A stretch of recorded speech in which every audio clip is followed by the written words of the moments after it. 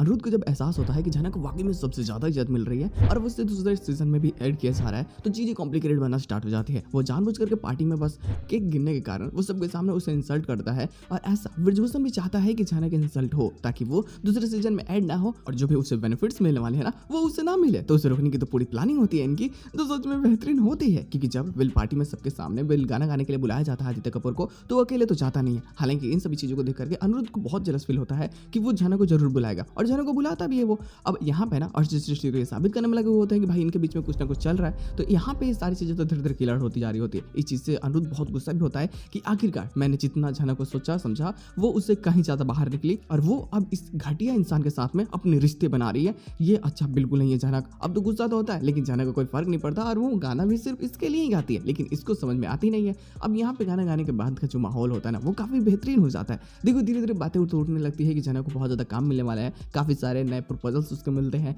लेकिन यहाँ पे ना कहीं गुरुजी चाहता है ना कि झना के नाम पे वो अपने पुराने स्टूडेंट्स को जिनको बैन कर दिया गया है उनको वापस से नेक्स्ट सीजन में लेकर के आए। क्योंकि भाई जो ड्रेस काटना, उससे ड्रग्स वाली तो खैर बैन नहीं हुई लेकिन ड्रेस वाली जरूर बैन हो गई थी। तो अब गुरुजी चाहता है कि उस स्टूडेंट को लेकर के वापस आए। तो यहाँ पे ना बस जो भी ऑनर होता है ना, जो चेयरमैन होता है, उसे जाकर के झना के बेसिस पे ही बातें करना स्टार्ट कर देता है कि उस लड़की के कारण तमाशा जो हुआ, मेरे पर्सनल स्टूडेंट मैं जिससे अपना मानता था उस स्टूडेंट को बैन कर दिया गया। अब जरूर कुछ कीजिए, वो लड़की बिल्कुल सही नहीं है, मेरी स्टूडेंट बहुत अच्छी है। अब ये सारी बातों को चेयरमैन भी सुनता है तो उसे बहुत अजीब लगता है क्योंकि उसे पता है कि जो इंसिडेंट हुआ था वो आखिर में क्या था और किसने किया था। अब यहाँ तो वो सपोर्ट करता है झना को, तो जिस कारण वो ज्यादा बातें करता नहीं, लेकिन गुरुजी को एक झूठा उम्मीद दे देता है कि ठीक है मैं जल्दी सब कुछ ठीक कर दूंगा। लेकिन अब यहाँ पे थोड़ी ही देर बाद आदित्य गुरुजी से भी मिलता है और कहीं ना कहीं अपने मन की बात को बता ही देता है कि ये बुढ़ऊ जो है ना, मतलब ब्रिजभूषण को, कि इसके मन में जरूर कुछ ना कुछ खिचड़ी पक रही है झना के खिलाफ में। लेकिन डर इस बात का है कि भाई जो भी प्रपोजल्स इसको झना को मिलने वाला है उससे पहले कोई तमाशा ना हो जाए, तो कैसे भी करके गुरुजी को बस यहाँ से दूर करना होगा। अब इस प्लानिंग में ना कहीं रुद्र भी शामिल हो जाता है और वो सपोर्ट करता है आदित्य और झना को। तो वो फैसला करता है कि ठीक है वो ब्रिजभूषण को यहाँ से बाहर निकाल करके रहेगा ताकि ब्रिजभूषण कोई षड्यंत्र न कर सके झना के खिलाफ में। लेकिन तमाशा तो थोड़ी देर बाद ही हो जाती है ना, जब सबको खाना मिलता है खाने के लिए तो झनक भी लेकर के जा रही होती है। अब जब जा रही होती है तो रास्ते में रुद्र मिल जाता है। रुद्र अपने दिल की बात कर देता है कि देखो मैं तुम्हारा गुरुजी नहीं, मैं तुम्हारा बड़ा भाई हूँ और अब से अगर तुम्हें कभी भी मेरी जरूरत पड़ती है 24 घंटे कहीं भी किसी शहर में भी, तुम बस एक बार मुझे याद करना, मैं झट से वहाँ आ जाऊँगा और मेरा घर का दरवाजा हमेशा तुम्हारे लिए खुला है।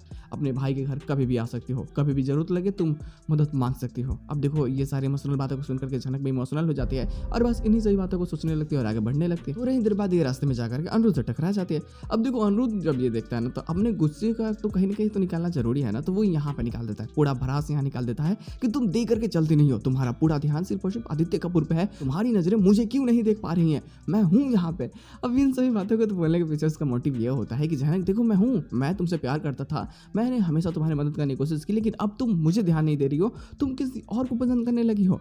आखिर ऐसा क्या है झनक उसमें जो मुझ में नहीं है। अब इन सभी बातों का तो कोई मतलब बनता नहीं, लेकिन यहाँ पे ना इस आग में घी डालने का काम करते हैं सृष्टि। अब वो और ज़्यादा बात को बढ़ाती है, वो ऐसा दिखाने लगती है कि ये लड़की बहुत ही चीप है और ये समझो कि फ्रॉड किस्म की लड़की है और ये सब पे बस डोरे डाल करके उनके पैसों की हड़पने की बात करती है। अब यहाँ तो तमाशा धीरे धीरे बढ़ता है तो मुश्किलें भी क्रिएट हो जाते हैं। लेकिन भाई अब अनिरुद्ध के घर पे भी तमाशा ऐसा क्रिएट हो जाता है कि भाई उसका बाप घर छोड़ के जाने वाला होता है। अब शुभ सोच लेता है कि मैं घर छोड़ के चला जाता हूँ। थोड़ी देर बाद में वेल बबल भी सोच लेता है कि मैं भी घर छोड़ के चला जाता हूँ, क्योंकि वो लाल की जो ये बातें होती है ना उसे बहुत ज़्यादा गुस्सा हो चुका होता है। लाल ने कभी भी उसे पैसों से मदद नहीं की है, घर में हमेशा वो ऐसा दिखाता है कि वो बड़ा है, मतलब कि वो पैसे वाला है, शुभ के साथ में है, लेकिन अपने मॉम डैड को ऐसा दिखाता है जैसे वो पराए हैं, उनसे कोई बात नहीं है, कोई मतलब नहीं है। और यहाँ सब उसकी बहन की बेइज्जती कर रहे होते हैं। अनिरुद्ध की मॉम ये बोल रही होती है कि मेरी बेटी अगर पप्पू जैसी होती तो मैं कब क्यों उसकी जान ले लेती, तो यहाँ पे भी वो चुपचाप हंस रहा होता है। अब इन सभी बातों को सुन करके कहीं ना कहीं पहले अप्पू की मॉम का भी दिल टूट जाता है। वो बहुत गुस्सा करते हैं, जॉर्डन में समझाने की कोशिश करता है, लेकिन लाख बताने के बाद भी यहाँ कोई बातें नहीं मानता, बस सब जिद करके बैठ जाते हैं कि हम घर छोड़ के चले जाएंगे तो हम घर छोड़ के चले जाएंगे। हालांकि बाद में वेल डब्ल्यू की मॉम यानी शुभ की मॉम भी ये समझा देती है वेल सबको कि कोई घर छोड़ के नहीं जाएगा, सबको यही रहेंगे। अब देखो वो लड़का आकर के बोल के गया तो वेल अब्बू की मॉम उसे शांत कराने की कोशिश तो की थी ना, लेकिन वो लड़का समझा नहीं। अब वो बूढ़ा नहीं है, इस बात के बारे में कहीं ना कहीं डब्ल्यू भी समझाने की कोशिश करता है। अब्बू का डैडी क्लियर कर देता है कि वो या फिर कोई भी बस्ती में रहने वाला सब तो गलत नहीं होते है ना, कुछ लोगों के कारण हम सब कुछ जज नहीं कर सकते, क्योंकि ये लोग भी तो बस्ती से उठ करके आए हैं ना, तो गाली देने का कोई कोई मतलब ही नहीं बनता।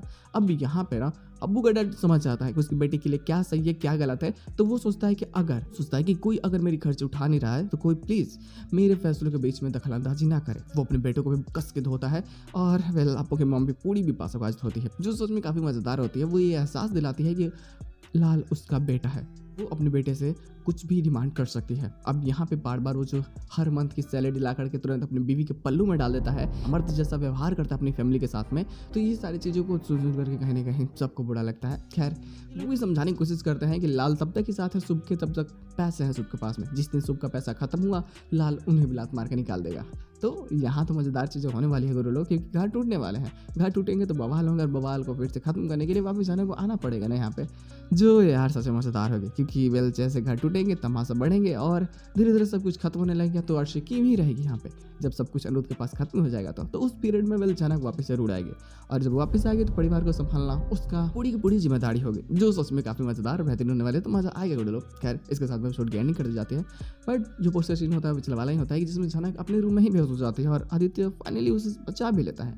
लेकिन कैसे हुआ है, चोट कैसे लगा है, इन सभी चीज़ों की जब छानबीन होगी तो हो सकता है कि ब्रिजभूषण का नाम भी इसमें आए, क्योंकि वो नहीं चाहता कि जनक को कोई और ज़्यादा प्रपोजल्स मिले। तो रोकने के लिए वो प्लान जरूर बनाएगा। देखते लोग आने वाले एपिसोड में और क्या चीज़ हो सकती है।